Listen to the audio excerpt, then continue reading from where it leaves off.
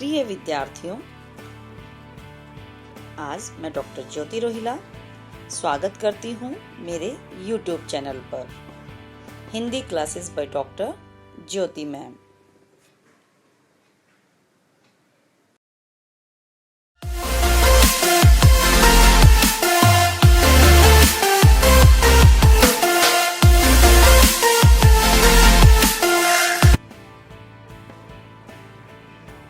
तो स्वागत है आपका मेरे YouTube चैनल पर।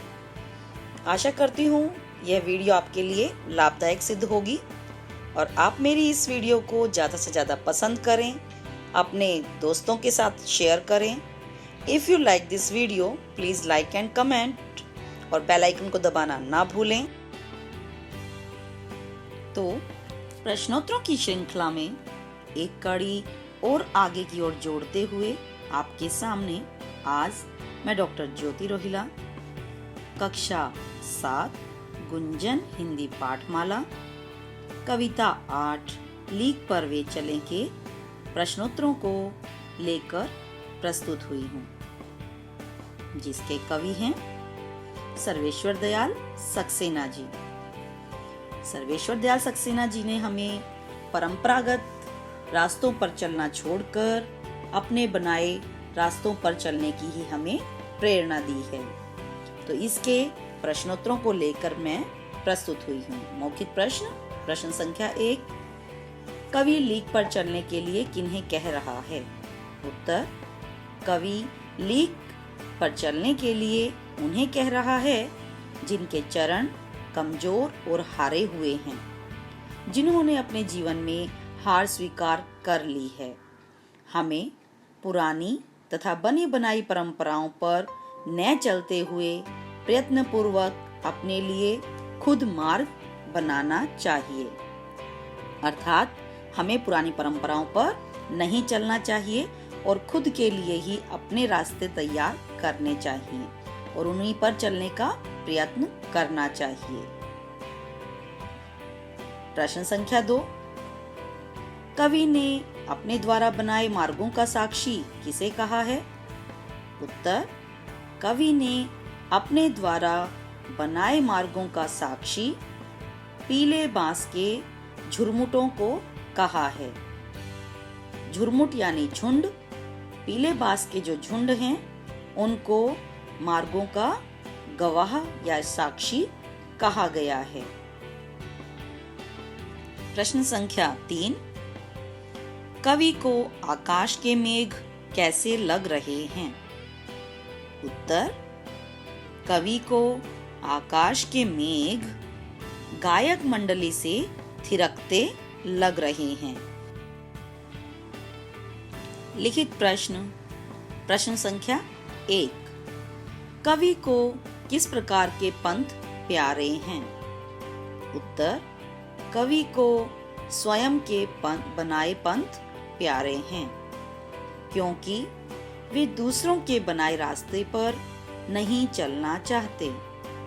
कवि के अनुसार दूसरों के बनाए रास्तों पर तो केवल वे ही व्यक्ति चलते हैं जो हार मान बैठे हैं।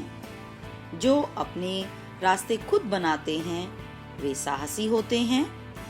अपनी समस्याओं का सामना करते हुए खुद की मेहनत और लगन से बनाए गए रास्ते ही कवि को प्यारे लगते हैं। इसलिए कवि को स्वयं के खुद के बनाए गए रास्ते ही प्यारे लगते हैं, दूसरों के नहीं। कवि उन्हीं को ही साहसी मानता है। प्रश्न संख्या 2, कवि के सपने किससे लिपटे हैं? उत्तर, कवि के सपने पीले बांस के झुरमुटों में जो हवा गा रही है उसी से लिपटे हुए हैं। जिस प्रकार से हवा बिना किसी रुकावट के निरंतर आगे की ओर बढ़ती रहती है, उसी प्रकार से कवि के सपने भी बढ़ते रहते हैं। प्रश्न संख्या 3, कविता में ताड़ के पेड़ों की तुलना किन से की गई है? उत्तर, कविता में ताड़ के पेड़ों की तुलना उन समस्याओं और कठिनाइयों से की गई है जो प्रगति की राह में रास्ता रोके खड़े हुए हैं। यानी ताड़ के पेड़ कठिनाइयों के प्रतीक हैं, जो हमारा रास्ता रोक लेते हैं। हमें उनसे घबराए बिना आगे की ओर बढ़ना चाहिए। प्रश्न संख्या 4, कवि किसके सहारे जीवित है? उत्तर, कवि अपने दृढ़ संकल्प, आत्मविश्वास, मेहनत, कर्मठता तथा अपने स्वयं के बनाए रास्तों पर चलने के विश्वास के सहारे जीवित है। सही विकल्प चुनकर ठीक का निशान लगाइए।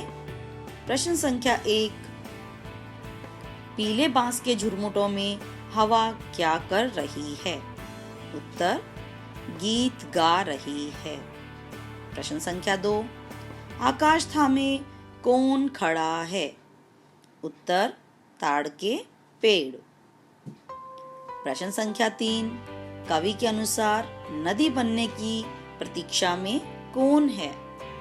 उत्तर, शुष्क ताल का एक अंजुरी जल, यानी सूखे तालाब का हथेली के बराबर एक बूंद पानी की, जो कि नदी बनने की प्रतीक्षा में है। मूल्यपरक प्रश्न। प्रश्न संख्या 1, अपने से भिन्न विचारों का आदर करने की प्रवृत्ति से क्या लाभ हैं? उत्तर, अपने से भिन्न विचारों का आदर करने की प्रवृत्ति से साहस, निडरता, सहनशीलता, आपसी प्रेम तथा मेलजोल की भावना बढ़ती है। हम किसी बात के लिए दूसरों के दृष्टिकोण, भावना तथा विचारों को समझ पाते हैं। अपने से जब भिन्न विचार होते हैं तो उनका हमेशा आदर करना चाहिए, क्योंकि ऐसा करने से हम दूसरों की भावनाओं को समझ पाते हैं और उनके मन में क्या है उसे हम जान पाते हैं। इससे जहां एक ओर हम अपना ज्ञान बढ़ा सकते हैं, वहीं दूसरी ओर समस्या का कोई अन्य समाधान ढूंढ सकते हैं तथा विषय पर आधारित किसी अन्य के दृष्टिकोण व विचारों को जानकर उस तरीके को भी अपनाने के विषय में सोच सकते हैं। इसलिए हमें सदा ही अपने से भिन्न विचारों को आदरपूर्वक सुनकर उन पर गहन चिंतन करना चाहिए, क्योंकि ये हमारे लिए लाभदायक हो सकते हैं। धन्यवाद। आशा करती हूँ आपको मेरी ये वीडियो पसंद आएगी और आपके लिए लाभदायक सिद्ध होगी। आगे आने वाली मेरी सारी वीडियोस आपको हमेशा मिलती रहें, इसके लिए सब्सक्राइब कीजिए मेरे चैनल को और अच्छा कमेंट देकर मुझे प्रोत्साहित करें, ताकि मैं आगे भी अपनी वीडियोस लेकर आपके लिए लाती रहूं। धन्यवाद। आपका दिन शुभ हो। नमस्कार।